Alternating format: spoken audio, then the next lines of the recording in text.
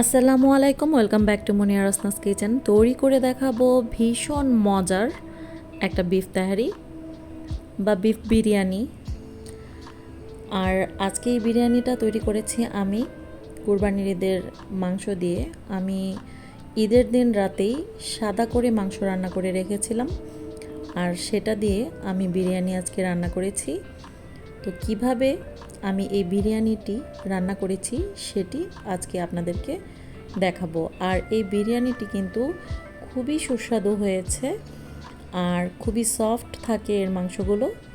তো এভাবে আমি মাংসটা রান্না করেছিলাম সাদা করে, তার একটু ক্লিপ আপনাদেরকে দেখিয়েছি। আর এই মাংসটার যেই তেল ছিল সেই তেলটাই কিন্তু আমি এখানে দিয়েছি, আমি বাড়তি কোনো তেল ইউজ করিনি। এখানে আমি মাংসের তেলে দিয়েছি 2টা তেজপাতা, 2 টুকরো দারচিনি, 5-6টা লং, একটা কালো এলাচ আর 3টা সবুজ এলাচ। তো দিয়ে এখন আমি পেঁয়াজ দিয়ে দিচ্ছি 1/3 কাপ পরিমাণ। দিয়ে পেঁয়াজটা যখন একটু হালকা বাদামি হয়েছে তখন দিয়ে দিচ্ছি 1 চা চামচ আদা বাটা, 1 চা চামচ রসুন বাটা। তো দিয়ে ভালো করে একটু ভেজে নিচ্ছি। এই মাংসটাকে আবার একটু রান্না করতে হবে। তো দিয়ে দিচ্ছি আধা চা চামচ জিরা গুঁড়ো, আধা চা চামচ ধনে গুঁড়ো, আধা চা চামচ মরিচ গুঁড়ো দিয়ে ভালো করে একটু ভেজে এর মধ্যে 1 মুঠো পরিমাণ বেরেস্তা দিয়েছি।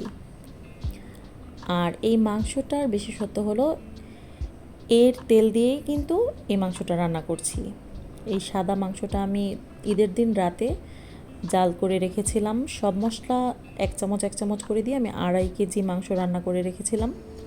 তো সেই মাংসটা দিয়ে এখন আমি বিরিয়ানি রান্না করছি।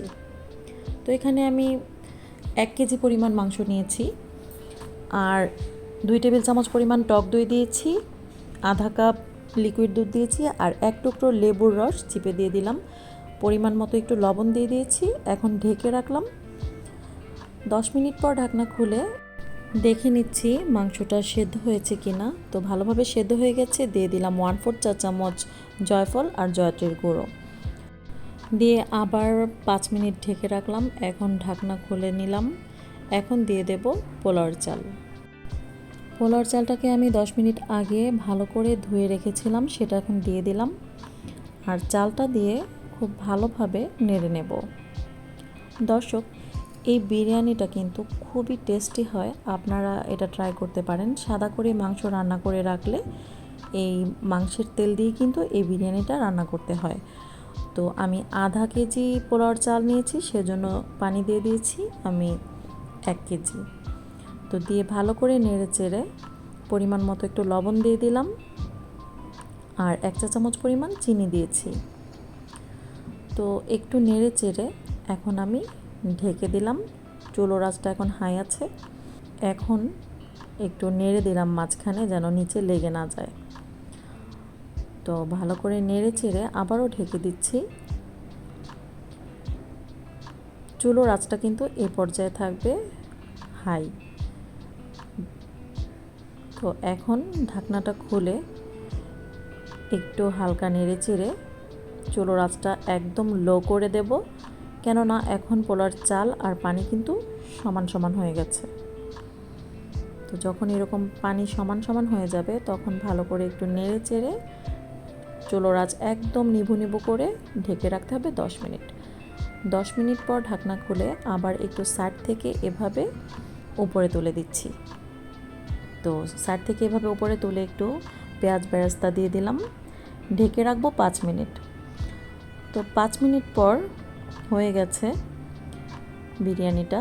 তো আরও 5 মিনিট ঢেকে রাখলাম চুলো বন্ধ করে। তো 5 মিনিট পর আমি পরিবেশন করে এখন দেখাবো। দর্শক, দেখুন কত সুন্দর ঝরঝরেভাবে এই গরুর বিরিয়ানিটা তৈরি হয়ে গেছে।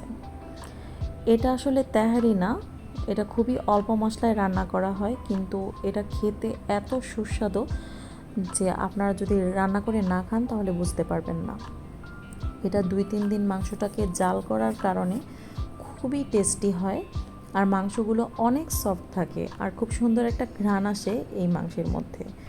এই বিরিয়ানিটা ভীষণ মজার। আমি একটু দেখিয়ে দিচ্ছি আপনাদেরকে মাংসটা কতটা সফট হয়েছে, একদম খুলে যাচ্ছে।